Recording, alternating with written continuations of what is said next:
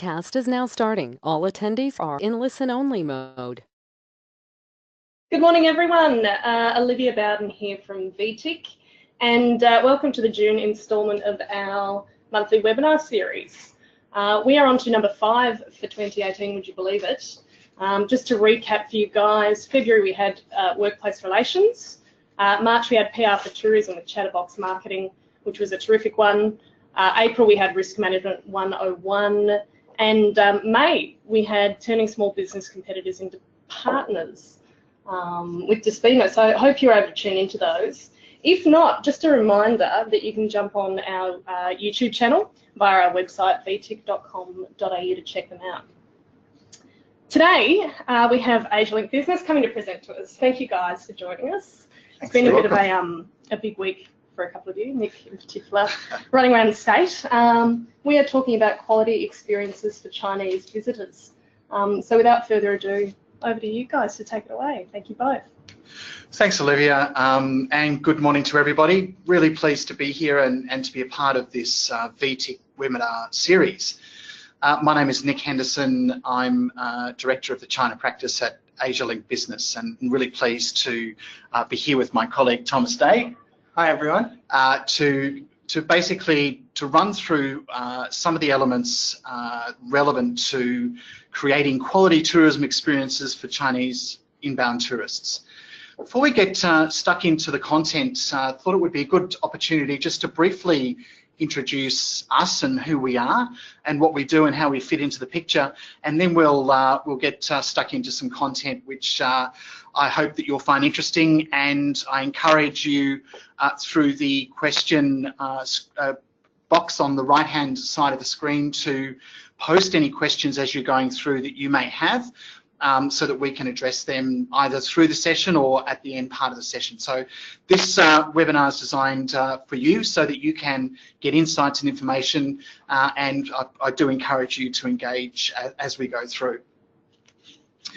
Asialink Business, we're Australia's National Centre for Asia Capability, based here in Melbourne at University of Melbourne, and funded through Department of Industry, Innovation and Science with a mandate to build Asia capabilities throughout the Australian workforce. And what that really means is to build the insights, the skills and the knowledge to enable businesses to create success in their engagements with Asian markets. And as we're all aware, those Asian markets are not just in country within the region, but we have obviously a very large service sector interaction with Asian markets through tourism, through inbound tourism and international education. So we're a team of experts on different countries and different sectors who have a depth of experience in a number of Asian markets that sort of live and breathe Asia 24/7 and provide a range of services to assist local businesses to engage with the market. And we do things like training programs, leadership programs, in-house training programs. We do strategy and market entry strategy. We've got a whole suite of case studies and country guides on 15 different countries within the Asian region, which is available free of charge to Australian businesses. We hold events and forums throughout the country, 50 to 60 events around the country every year, and we also assist businesses with their journey and interaction with Chinese tourists as well. And on that token, you probably see on the bottom left-hand corner, we have partnerships. We work with VTIC. We also have a partnership, and we're doing some interesting things with the Australian Tourism Export Council, which is in the China space as well. Just briefly to introduce, this is our small but capable team here on the screen. You can see me in the middle there. I am Director of the China Practice. I spent 17 years in China. I've been interacting with the market and speaking Mandarin for 20 years, and I've done a lot of market entry and market growth work, and have just returned in 2014 after spending 17 years in China to my first job in Australia. At 40 years old at Asialink Business. So a bit of a shock to the system, but great to be here and actually coming back to see Australia through the lens of Chinese market opportunity, which is quite interesting. And I'll pass over to my colleague Thomas, who'll introduce himself and then continue with some of the content for the webinar. All right, fantastic. Thanks, Nick. 大家好. Well, hello again to everyone, and I hope you're keeping up your Chinese as we go along. Don't worry, I won't test you too much throughout the webinar, but I hope your lessons and practice is coming along well. So as Nick mentioned, my name is Thomas Day. It's a pleasure to be here today at the webinar. So a little bit about me. I've spent over 10 years engaged in various aspects of the Australia-China relationship through roles in government, business, and I have a particular interest in tourism as well. So I've spent 5 years in country, speak Chinese as well. And in regards to tourism, I was very fortunate to work at the Shanghai Expo in 2010 as a bilingual guide. And I've also spent time in Melbourne as a private tour guide for high net worth Chinese individuals as well. So kind of have a bit of experience both in China and in Melbourne in the tourism space. And it's something that we're particularly passionate and interested in. So getting onto the content today and a little bit about the journey. As Nick mentioned, feel free to ask any questions you have along the way, and we can also address any of them at the end. So today is all about quality experiences, and there's 3 elements that we're kind of looking at, kind of understanding the landscape and how that will, the trends and how that might impact on your business. Then delving a little bit more into the Chinese traveller and understanding who they are, where they're coming from, what types of travellers are visiting Australia. And then the last part is more about the customer service, about the expectations of visitors with some case studies, examples, and practical tips as well. So it's always good to start with some facts and figures. So we'll give some broad overview of the big picture and what's happening with Chinese outbound travellers at the moment.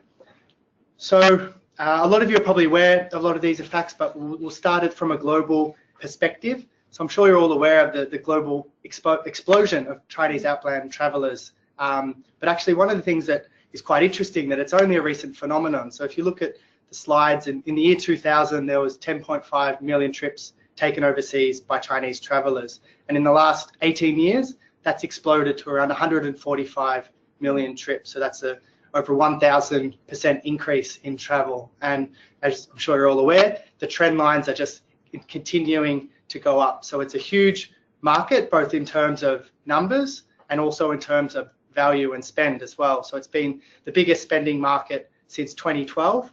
And the market spent roughly US $300 billion last year as a total market. And what are the factors driving these?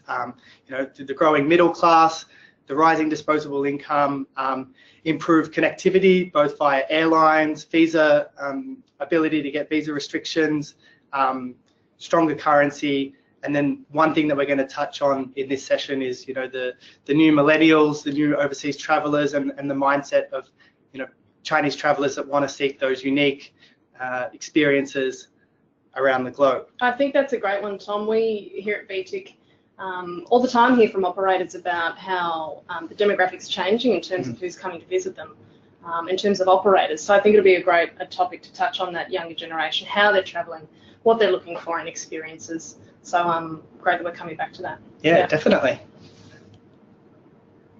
And then the thing that I found a little bit shocking was that only 7% of Chinese people have a passport at the moment. So if you look at all of those factors that are traveling, it's only a little small slice that's actually doing a lot of that. So, looking forward and projecting how will that market grow and evolve.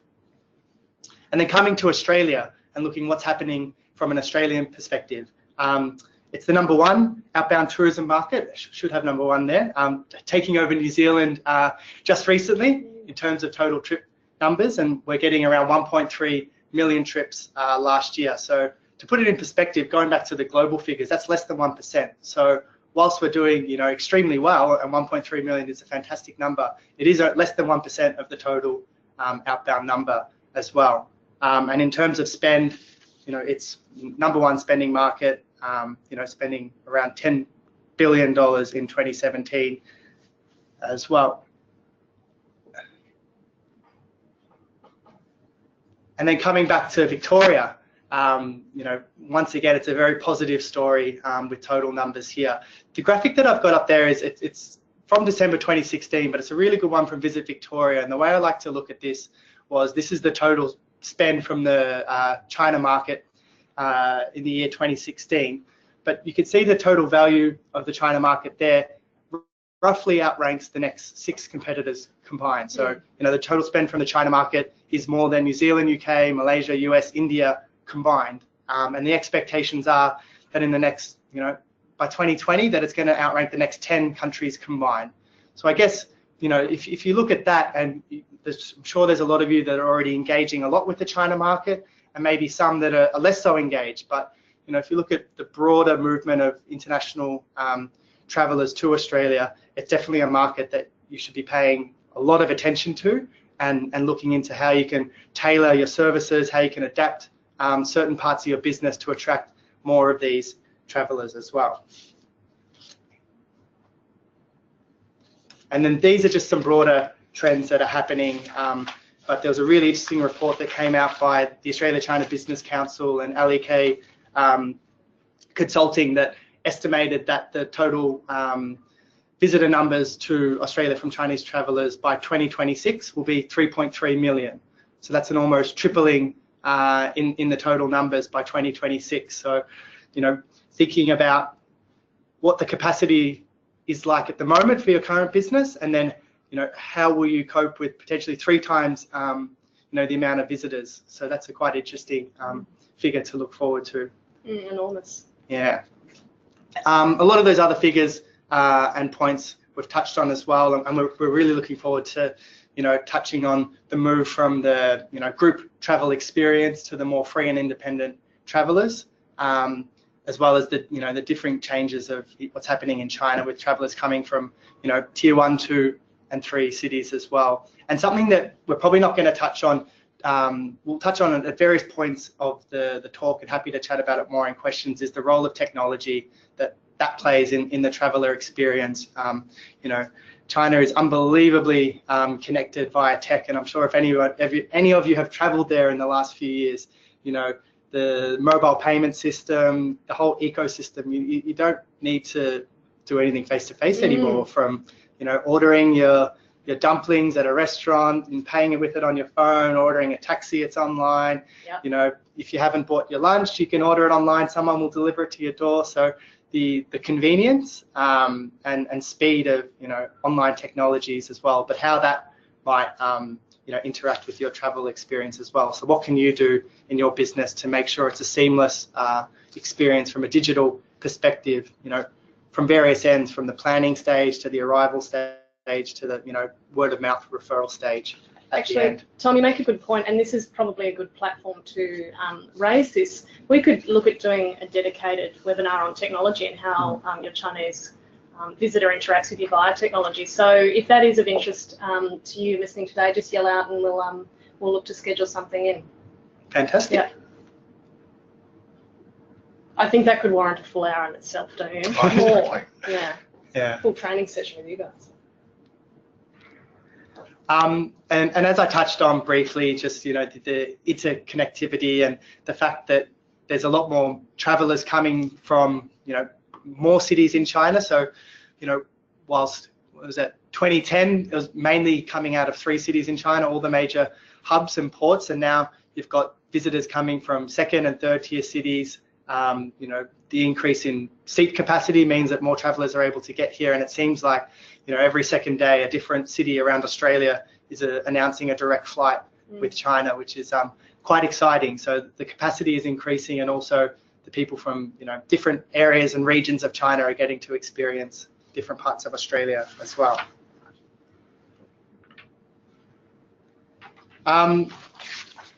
And this is just a bit of Tourism Australia research around the drivers and why people are coming here.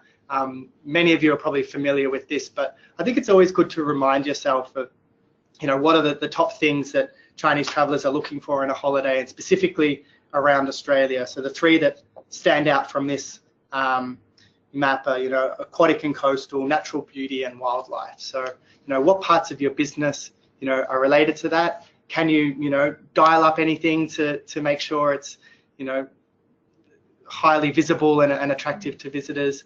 And if not, can you tag team or work with something in your area or your region to make it an attractive place? And then the other thing is just, the safety and security element as well. And I think you're all hopefully doing a good job keeping our travellers safe and secure. So that's just a little bit of an overview of the broader trends and where the market's going, and I'll pass it over now to Nick, who'll dive a little bit deeper into the different traveller profiles. Thanks, Thomas. Just going to touch now on, I guess, the profile of who these inbound Chinese travellers are.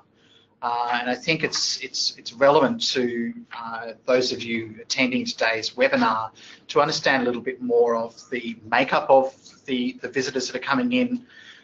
There are a number of different customer segmentation groups that you can focus on, and to understand the nature of that inbound travel group is obviously important to know how to then tailor offerings and to focus onto those particular inbound traveller groups. So further to the previous slide that Thomas shared with us on the point-to-point flight routes that are coming out of China now, which we're seeing a lot obviously from first-tier cities, but we're also seeing a lot more from second, third-tier inland cities within China as well. According to the statistics, what we can see here is that the top 3 origins for tourist Chinese visitors into Australia are coming from the Tier 1 cities of Beijing, Shanghai and Guangzhou. The remainder are predominantly consist of visitors coming from the eastern seaboard of China, which has, is known as a wealthier part of China. It's where a lot of the economic development early on took place in the 80s and 90s, when China really started to significantly develop its economy. You have consumer bases within those cities that have greater levels of wealth, have exposure to significant amounts of imported product, and citizens from those cities, these cities are quite international and are relatively well travelled. What we are seeing though, and you can see the map on the right hand side of this slide, is we are seeing that we have emerging and other growth areas within the Chinese economy where we're going to see a greater proportion of first-time travellers coming from, and that's sort of central and western China as well, and they also have large middle classes, and actually the rate of growth within those middle classes in some of the central and western parts of China are even higher than the more mature economies of the eastern seaboard of China. So we're going to see an evolution of that, and hopefully that correlates with the 3.3 million tourists that ACBC and LAK Consulting sort of anticipate over the next couple of years. So understanding these travellers, so less than 10% of the Chinese population have a passport. So if we're looking at the population of China, we've got 1.4 billion people. 10%, less than 10% is less than 140 million. Mm. We have a Chinese middle class in excess of 300 million people.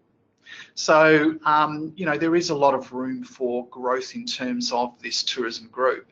And it's important for us to understand a little bit more of the dynamics of China's middle class, what drives them, and some of the reasons and some of the behaviour, not only the demographics in terms of where they're coming from. We're going to look a little bit as to the breakdown of that in a moment, but some of the psychographics, how do they behave? What are the aspirations of some of these new generations of Chinese travellers? And we can broadly classify these into sort of 7 categories. And I think that firstly, the digital lifestyle, it kind of permeates all of these categories. And the other thing is that outbound travel kind of covers a lot of these categories as well. So, a lot of the emerging middle class, and of course there are different levels within that middle class, are looking to be more beautiful, and that's not only in the clothes that they wear, but it's also in taking care of the health and the body, and cosmetics and skincare, etc. And to really be able to express, their individuality, but also express themselves utilising the economic freedom that they now more increasingly have. these consumers are looking to eat better, not only when they go out and have a better quality dining experience, but also in the quality of the food and the experience of that quality of the food that they are preparing and eating at home as well. They're looking for better homes, not only in the quality of those apartments or those villas, but then the living environments within those environments as well, the interior decoration, the quality of the design, the quality of the furnishings, etc. They're looking to be more mobile and connected. It's all about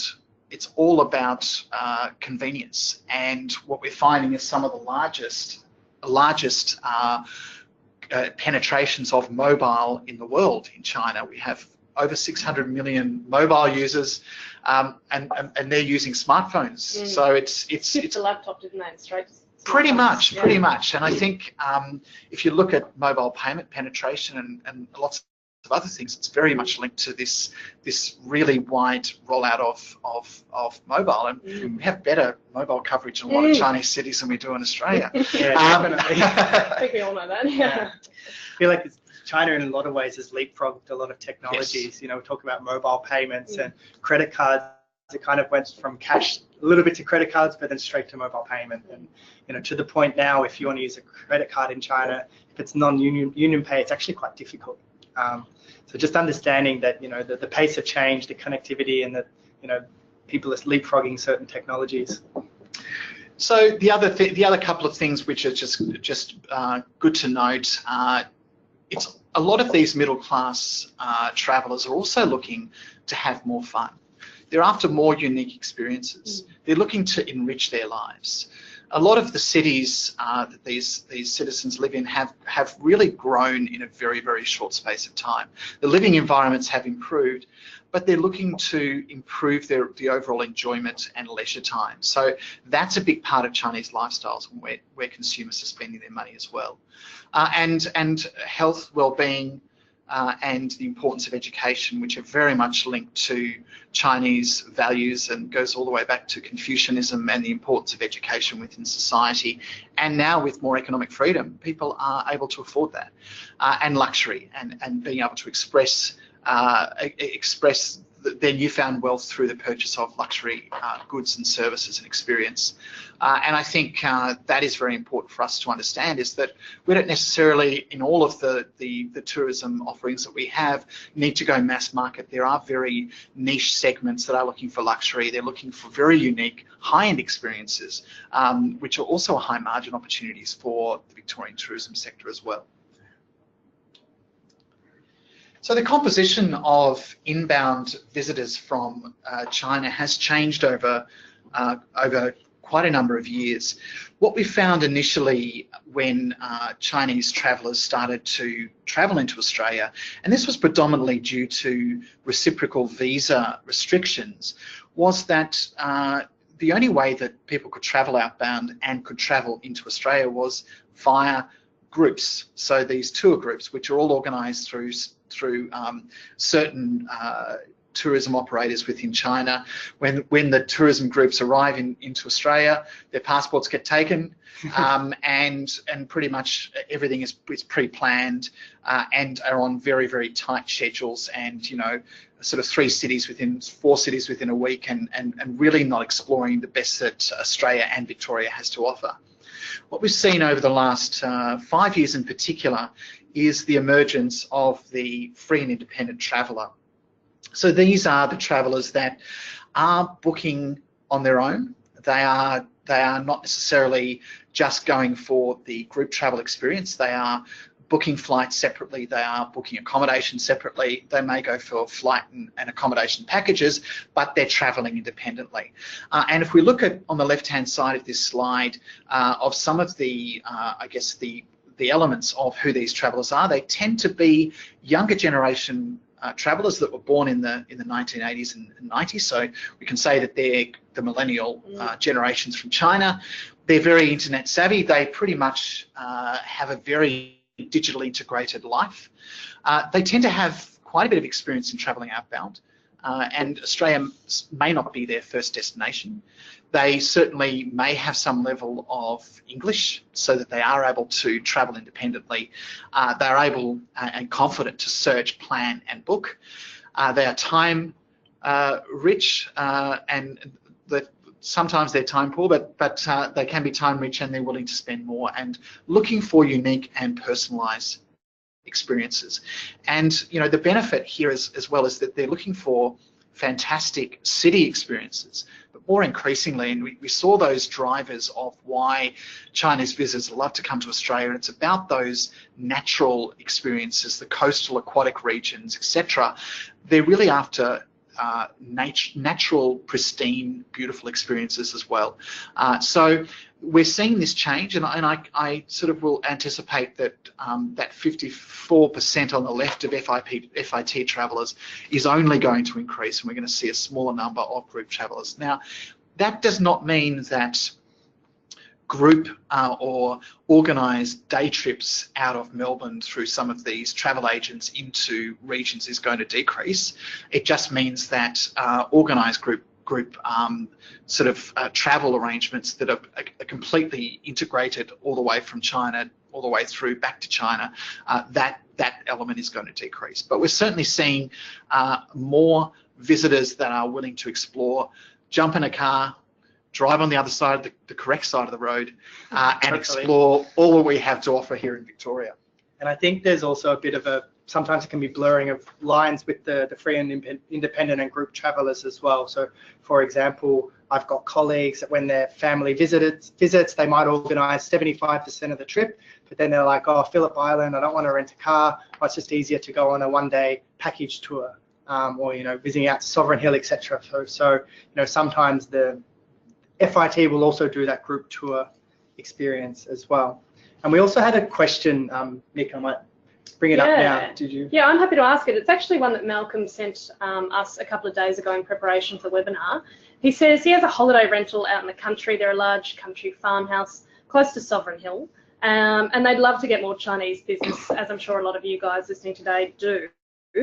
Malcolm says he just doesn't seem to be able to get more than one-night bookings, which he finds extremely demanding on staff and facilities. He said he's dying to find out the answer, if there is a single answer. Any suggestions for Malcolm? Look, Malcolm, that's an interesting challenge, and I think it can also be turned into an opportunity. What we're finding, look, there is no one Chinese traveller, so I don't think that there is one particular answer to this question.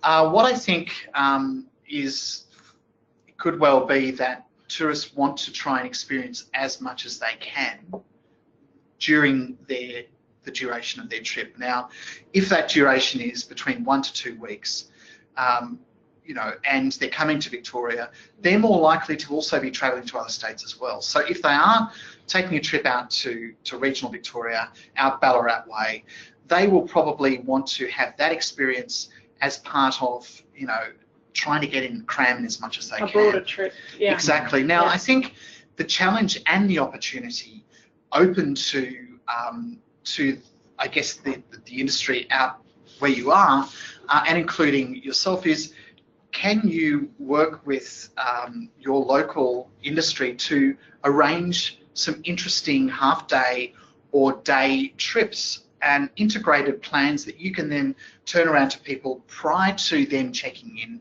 or when they do check in a palatable format, whether that be sort of lots of pictures and instructions and details of the experiences that they can have within a 2-3 hour drive from your location, so that you can try and get more than one night out of that visitation, but doing so through the lens of providing some really compelling, interesting and unique experiences and you know, a couple of day itineraries to keep people into the region. And what we'll find is with a portion of the Chinese travellers is there are a number of travellers that tend to be quite spur of the moment with their bookings. So whilst you'll have a portion that have booked when they're in China, their accommodation for the entire stay when they're in Australia, there are also a portion, and it tends to be some of the younger generation or the post-90s, etc., that tend to make decisions about where they're going to go next quite spur of the moment. So you have that opportunity to capture a bit of that sort of market by providing compelling itineraries and things to do around you to try and capture that. And that may well be something that you can link to your on website marketing, etc., to really give you potential visitors and those that book with you another reason to, number one, choose you, but also then to get that stickiness. Now, if people have a great experience when they visit you and they share that experience, hopefully you'll get a lot more people that are going to want to share that experience as well. Thank you, Malcolm, for lining us up with a terrific question, and keep the questions coming through. We'll push on with the presentation for now, and we'll address most of the questions coming through at the end. So this is just some interesting facts and figures, and we've given you quite a few facts and figures today. We're going to get down to the so what element of it and that side of things in a moment. But just, I think the real key takeaway again is to say that, you know, we are looking at a varied composition of the inbound tourist. And one thing that all of us, Olivia, Thomas and I, during our experience with China have noticed is that the composition and the evolution of different elements of the Chinese consumer base are constantly changing. And so it's important to understand the composition. So firstly, from an age distribution of these travellers, a good portion, and over 50%, are those that were born post-1990s, so the younger generation Chinese. And these generations of Chinese are those that are more likely to be the free and independent travellers. These are the ones that prefer to leverage online sources to understand about a destination, to book, to share when they're in market about their experiences of that destination. They grew up travelling and they spend a good proportion of their salary on experience. Now, whether that be through consumption experience within China or through international travel experience when they're travelling abroad. And the chart on the bottom right-hand side kind of supports that. You know, they're spending a lot more in proportion to UK and US travellers in terms of the consumption into travel compared to other discretionary spending. So just digging a little bit deeper into the characteristic of these Chinese FITs, these are the ones that are more likely to get out and explore a little bit more, you know, beyond the usual suspects when it comes to travelling into Victoria, not just going to, you know, the big tourist attractions, but really trying to seek out more. And we see a lot of these free and independent travellers also heading up to northwest Victoria, up into Sea Lake, and exploring that region up there up at Mortlake as well, which is really quite off the beaten track, but they're after that wonderful experience of nature and that mirrored sea lake experience, which is fantastic.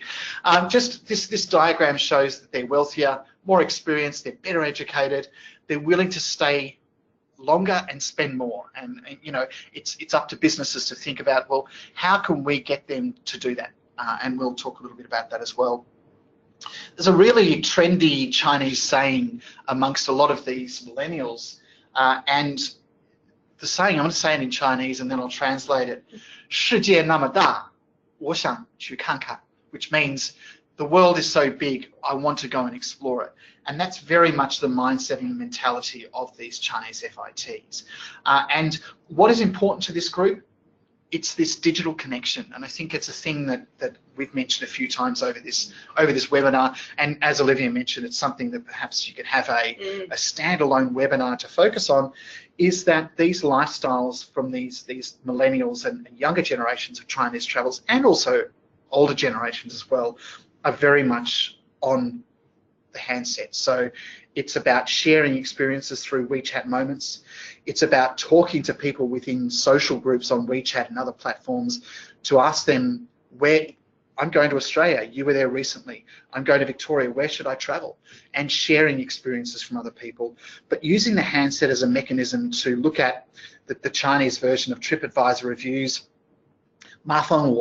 or to go onto the Chinese version of the online booking platforms, and to actually then book their travel. But when they're in market, they're actively engaging the entire time, not only on those social media platforms, but also learning about where to go and what experiences they should have from Chinese platforms as well. So it's important for businesses to understand that, and then I guess the next step is, well, what does that mean for my business? And we'll talk a little bit about that in a moment.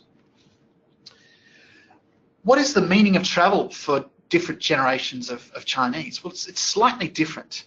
And what we've found with those that were born post-60s is, they're more about family golden moments and opportunities to demonstrate success. Those generations are at the mid to latter stage of career. They've gone through a lot of change in the Chinese economy and probably are quite successful, and they're looking to share those experiences with family in particular. Post-70s, and yep, I'm part of that generation, they're looking also to step a little bit out of their comfort zone.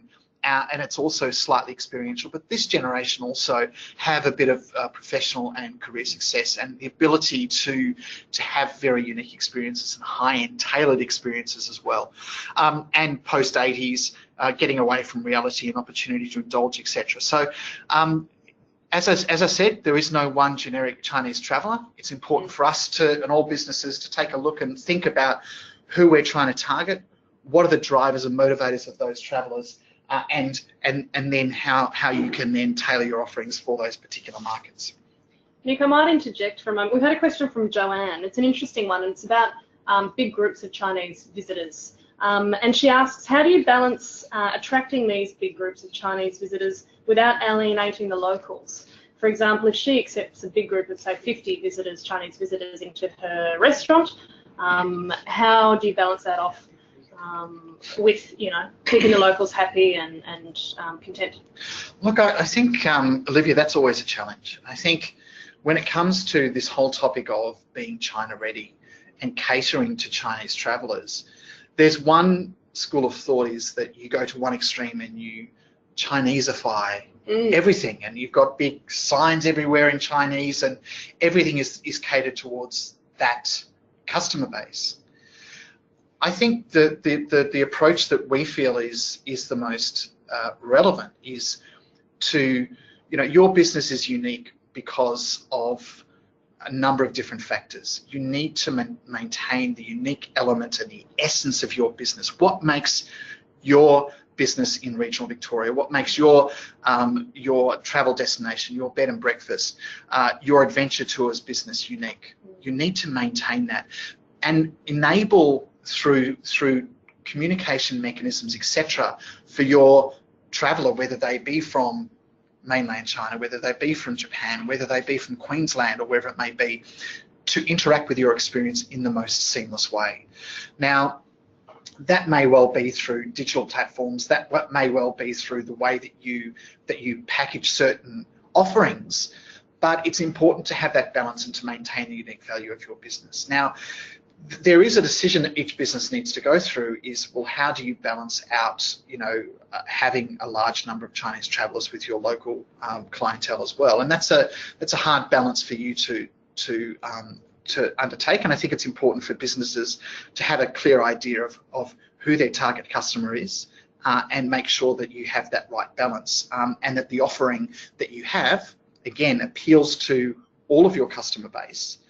But you have mechanisms, whether it be through the means of communication, whether it be through payment platforms, and the way that you package, for example, food offerings, which is palatable to multiple traveller groups. I hope that answers the question. And I think for Joanne, with the trend more towards FITs, it's probably, that might be more her target market in many ways.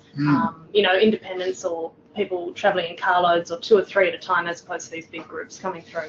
Thank you, Joanne, and we've got lots of questions coming through now. We're going to keep going with the presentation and come back at the end. If we don't get to your question, what we will do is give Nick and Tom a list of all of these so they can get back in touch with you personally. Excellent. Thanks, I think a lot of people are already aware of kind of the peak periods of Chinese travel. It'd be just good to touch on a few things, is that traditionally, and this is increasingly changing, Chinese workers within companies tend to only have around 5 to 10 annual leave days each year. So typically what tends to happen with travel, and not all Chinese travelers are the same. There are a lot of entrepreneurs that own their own businesses that have the flexibility to travel a lot more.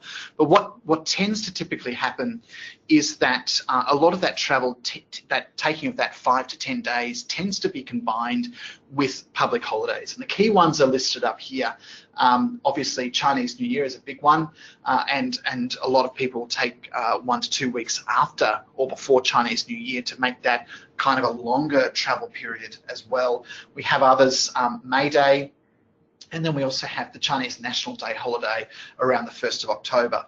And the way that the Chinese government works as well is that they'll maybe, depending on which day these public holidays fall, is they will enable people in businesses to work maybe the weekend before so that they can have an additional couple of days in lieu to make that holiday period even longer. So just good for people to understand when those peak periods are, so that you can obviously plan your marketing activities and understand when those potential peaks are going to be. One important element of creating a good customer experience for Chinese travellers is making them feel welcome. And I think one thing that we tend to do really well in Australia is show that good spirit of Australian hospitality. And I think that warmth, that genuine warmth and that welcome is incredibly important to make a huge part of your offering when you're dealing with Chinese travellers. What we're seeing in the customer service landscape in China is that poor service was historically the norm in China. And that kind of stems back to China's communist background, and where shops and everything was state-owned, you didn't have much choice, and the service level was quite poor. As the Chinese economy and the consumer base has changed so rapidly, what we're seeing is that the Chinese customer service is a real differentiator in the market, and Chinese customers therefore demand a higher level of service. So it's really important for businesses to keep in mind a couple of key elements when it comes to engaging with customer service with Chinese travellers. Again, friendly welcome, making sure that you're available, understanding if you are dealing with an FIT travel base, when are they likely to come to your business? Now, if it is after hours, making sure that you have the service and the attentiveness to be available when your travellers need you. Being responsive, bearing in mind that Chinese travellers are quite, they have high expectations on the speed of the service that they get. So, if they're after something and they want service, they'll expect that service within a relatively short time frame. Making sure that you provide maximum convenience, attentiveness, and that food, and if you do have a food offering, that the food quality and the offering is suited to the Chinese palate. Central to life in China is food, and food is a huge driver into why and how people travel. So food quality and that food experience as well, and service related to food, is very important. A couple of tips, if we could quickly just go on to this, in relation to those certain elements that I touched on. Friendly welcome, making sure that you have information about your business on the web, that you have that available in quality translated English, that you make available booking into either Chinese online travel platforms or into a platform or a mechanism that's palatable to Chinese tourists, making sure that you have relevant discrete signage if you are serving a Chinese customer base, or even some sort of discrete translated information that you can then pass over to Chinese travellers, and making sure that your frontline staff are providing that friendly welcome and making Chinese travellers feel at home.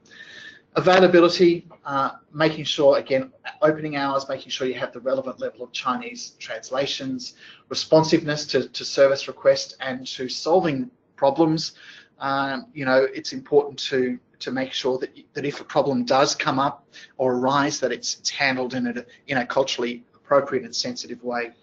And just a really practical example on the opening hours, you know, I think a lot of accommodation providers are doing it, but you know, given that a lot of travellers are travelling vast distances, they might be arriving really late at night. One of the innovative solutions we saw was that someone had a little check-in box and they got a code, and once they arrived at the accommodation, they could just punch their code in, and then they had access to the venue. So it meant that they didn't have a staff member there at, you know, 8 o'clock at night, 10 o'clock at night, 11 o'clock at night, and the traveller who, you know, wants a good rest after being there is able to settle in and enjoy that, you know, the hotel. Yeah.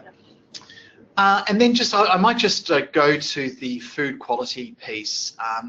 And I think, you know, it's not a matter of us and businesses having noodles and rice and a lot of Chinese offerings, but how can we showcase the best of local cuisine through having a variety of offering, having it in a format that is palatable to Chinese travellers, for example, in sampling plates. And if it's something that's uniquely local, like a pie, Chinese travellers are not used to eating a pie. Think about, you know, maybe having a spoon and even having a visual instruction of what it is, some information, how do I eat it, and those sort of things, making it more palatable, and a communication. And I think having all of those elements in place, and there's a lot more to it, we're kind of only sort of touching on the surface here, are some of the things that can make that welcome and make travellers feel much more welcome and engaging to your product and service.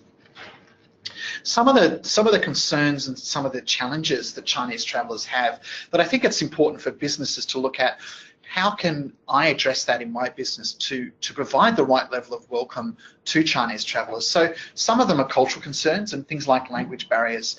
And I think that there are many mechanisms to have Chinese translated information, whether it be on website, whether it be on WeChat sites, etc. You can do as much as you can as a business to break down some of those language barriers and assist your travellers. There are security concerns. Some Chinese are time challenged, and some of the older generation travellers that are coming through on tour groups may not have the same level of adventure when it comes to food. So understanding the nuances of who's coming into your business and thinking about what offerings are there as well.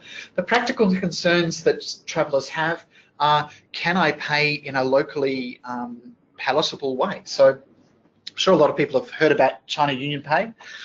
It's the most widely accepted payment format through card in China. And obviously online payments or mobile payments through WeChat Pay and Alipay are widely accepted and are seen as convenient by Chinese travellers, but actually also they're actually seen as lower cost. So there are lower transaction fees for the Chinese traveller, and actually a lot of Chinese travellers feel that paying via some of these online and mobile payment platforms, the Chinese ones, is actually more secure as well. As I mentioned, a lot of Chinese travellers tend to live in a digital ecosystem, so making sure that your business has Wi-Fi connectivity, etc., are really important in terms of some of the practical things that you can do for addressing some of these concerns that Chinese travellers have. I might interject here, guys. A question, it's more on experiences, I guess, from Jasmine. Thank you. She asks, how do you think the new generation of Chinese travellers feel about attending large-scale events? For example, festivals, sporting, music, etc. Are they trying to weave it into their holiday while they're here? Is it on their agenda? Yeah, I think there's a few growing niches, and you know, whilst we're talking about Chinese travellers, we haven't had time to delve into all the different, you know, needs and wants of travellers. So, for example, you know, there's a lot of travellers that are getting into marathons now. So they're travelling around the world, New York, you know, Gold Coast, London, and doing different marathon experiences, which I think is quite interesting. And you know, through a lot of the things that Nick mentioned about the millennial travellers as well, it's similar to, you know, millennials in Australia. Everyone's looking to show off. So, you know, if they're going to, you know, Coachella, or if they're going to like somewhere really cool, it's all about showing off to their peers on WeChat. So I think there is a definite appetite to attend different festivals if it's, you know, but it's also looking at what's relevant for, you know, that market. So I know the city of Melbourne in particular have added a lot of like K-pop, celebrities and different Asian pop stars to come to Australia to do concerts because it's more attractive for the international student community here. Sporting events, sorry to say, AFL is not the most popular sport in China, but are there other events? The China national team comes and plays here quite regularly. So are there people that would be willing to watch Australia versus China in a basketball match? Or I haven't got the figures over the Asian Cup when China played, but I know all of the China matches during the China Cup were heavily attended and sold out. And it's probably a combination of the local Chinese community, but also travelers as well. So there's definitely an appetite, and it's just working out which niche or segment of the market you want to go for. Fantastic. All great questions. So if we look at a traveller's journey, and there's many different ways to look at a integrated Chinese traveller journey. I think it's important to look at what are the nice to haves for businesses, and obviously businesses are different. This may be more relevant to, for example, a accommodation provider, but what are some of the things that each individual business can do at the different stages of that visitor journey to make things attractive? So this slide kind of touches on, I'm going to talk about a couple. We've still got quite a bit of content to go through, so I'll make sure I don't go into too much depth here. But for example, pre-arrival, having an online presence on Chinese social media. And there's many companies based in Victoria and also in Australia that specialise on marketing to Chinese travellers and can support you with that. Having a Mandarin website, which is not just literally translated, but is quality translated to really highlight the best of what you have to offer in a way that appeals to the target market, bearing in mind the different attributes of the target markets that we've gone through today. And the other thing to note is if it is targeting at the China market based in China, then it needs to be accessible and viewable from China. So whether that's hosted on a Chinese web platform, if you're using a lot of YouTube, Google videos, etc., that's not going to play. People can't access those in China. So if that's your target market that you want the inbound travelers, making sure you're on the right platforms where they're able to see it, where there's not loading issues on the website, etc. If we look at arrival and check-in, for example, the other one on pre-arrival, if I can just go back, is online payment, making sure that you have as part of your booking, whether it be for an attraction or whether it be for accommodation, the ability to accept, for example, Union Pay. In my view, and I suppose I shouldn't be saying you should use this provider or another, look, Union Pay, I believe, is a kind of have-to-have. And then I think it's important, given that a lot of the generations of travellers that are coming into Victoria are these post-90s, and these post-90s are increasingly using their entire payment ecosystem is online on either Alipay or WeChat Pay. I think you really should start to look at either one of those as well, to make sure that you give your traveller the maximum convenience and the ability to spend money with you. So they're really important as well. And there's also reports from CBA that have come out, Commonwealth Bank, that say that if you've got the Union Pay logo displayed at the front of your store, visitors are 20 times more likely to enter the store.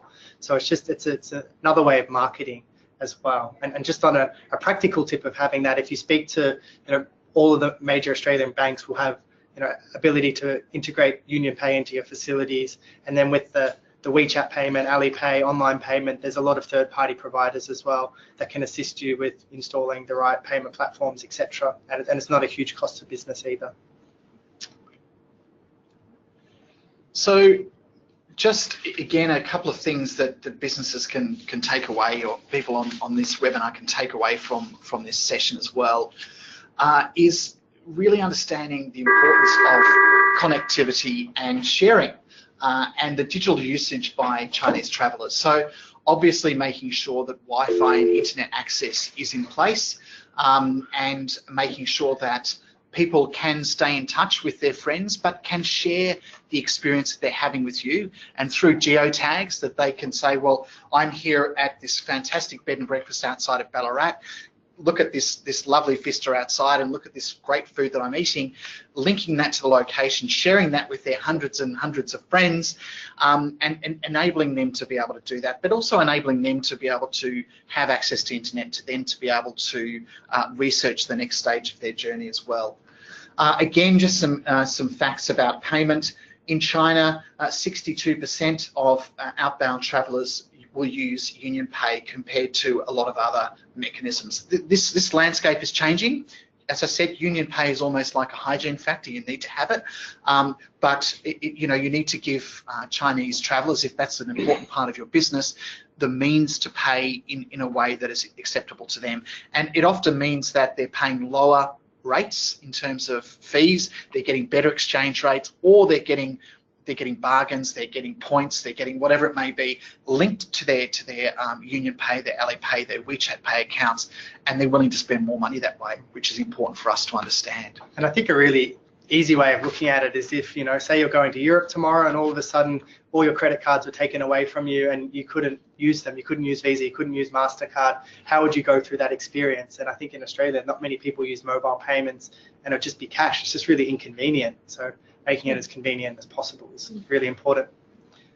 And then moving on to some other different things we mentioned, we might touched on a lot of these, but we do have some different checklists that people can go through, and if people are interested, post the session, we can kind of go into various checklists for different industries as well, whether that's restaurants or accommodation providers. Happy to talk through that. Just a reminder too that we're going to have to skip through the last few slides fairly quickly, but this presentation will be up on our YouTube channel in the next 48 hours, so you can come back and look through all of these slides in your own time. Definitely. And we've touched on a lot of these, but maybe just, it might seem basic, but Wi-Fi is really important just because in China, Wi-Fi is everywhere and it's free. And, it could be simple if you're a retail outlet and you're wanting to sell your product, people might be trying to connect with their friends back home or their family back home. So, if they can't send a picture of your good, they can't connect online, then, that's a potential sale that's lost. And then also on the flip side with the marketing, they want to share their experience. They want to, tell everyone what a great time there is, and they need connectivity to do that. And with Chinese language support as well, ideally it's good to have Chinese speaking staff.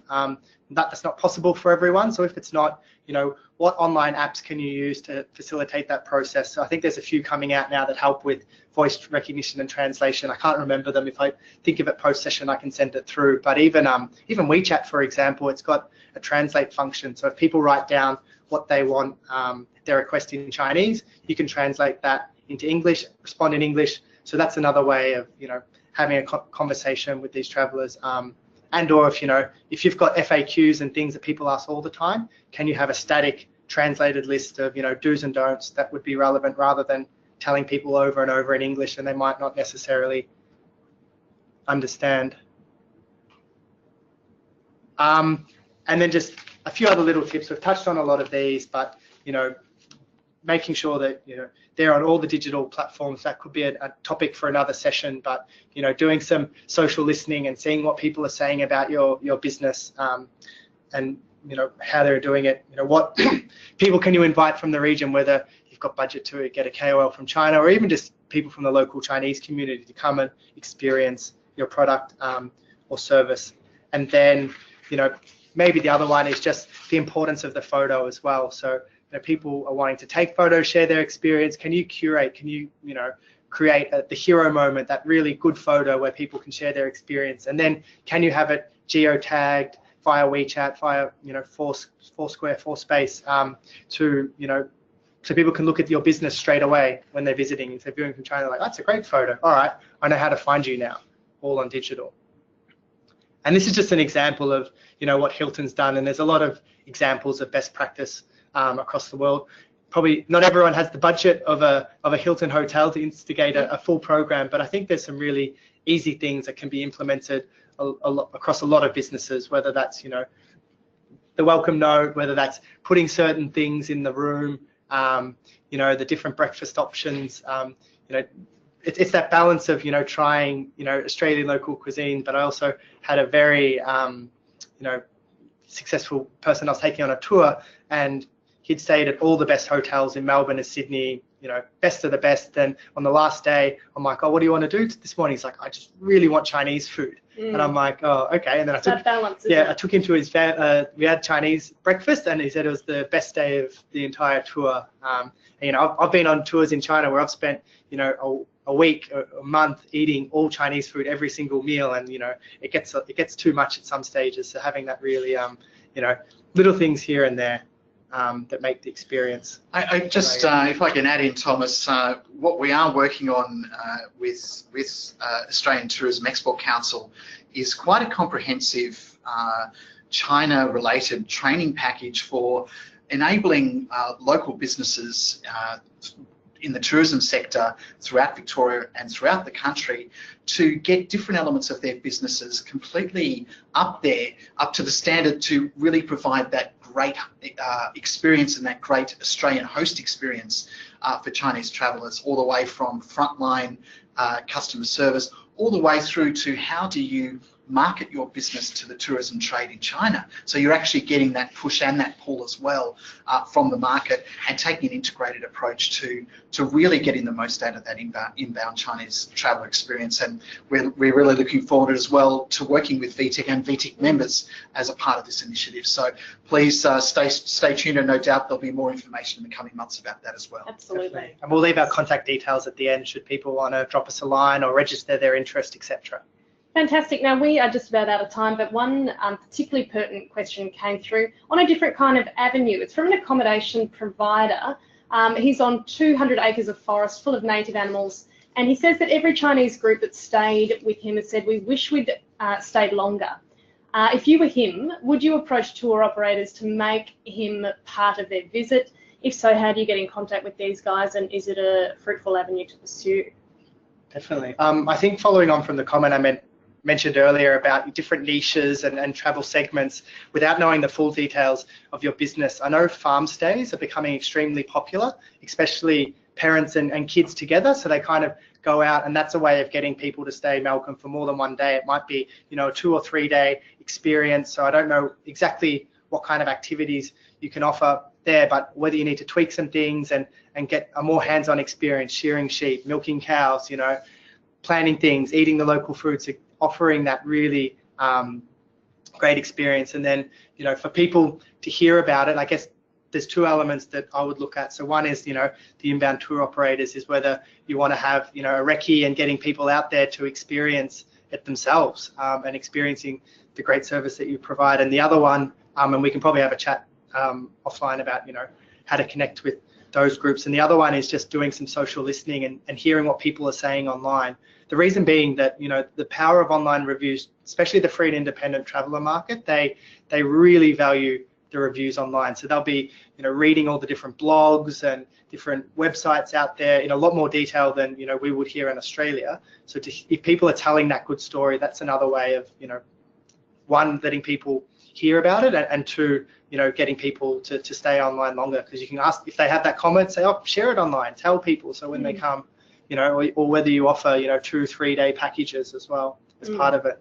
Terrific. Well, gentlemen, thank you so much for coming in today. It's been a wonderful hour, and it's sort of flown through. We've had so many questions come through, but as I said, I'll pass these questions on to Nick and Tom so that they can get back in touch with you in their own time, because great sort of themes coming through there.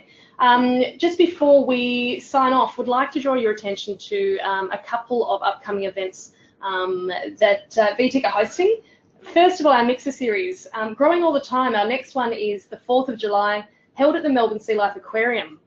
We had one in June. We had 120 plus people attend that one. So wow. We'd like to see that one grow even bigger in the second instalment, 4th of July. They're free, so come along. The next one will be after that in August at the Doubletree by Hilton, Melbourne, just opposite from the street station.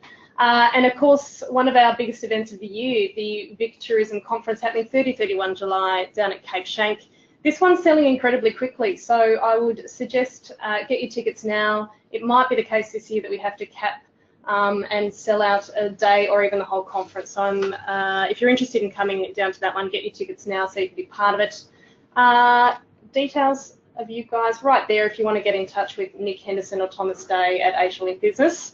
But thank you all again for joining us. It's been a terrific morning, and signing off from VTIC, improving the world one VTIC webinar at a time. Fantastic. Thank you, everyone. 谢谢。谢谢。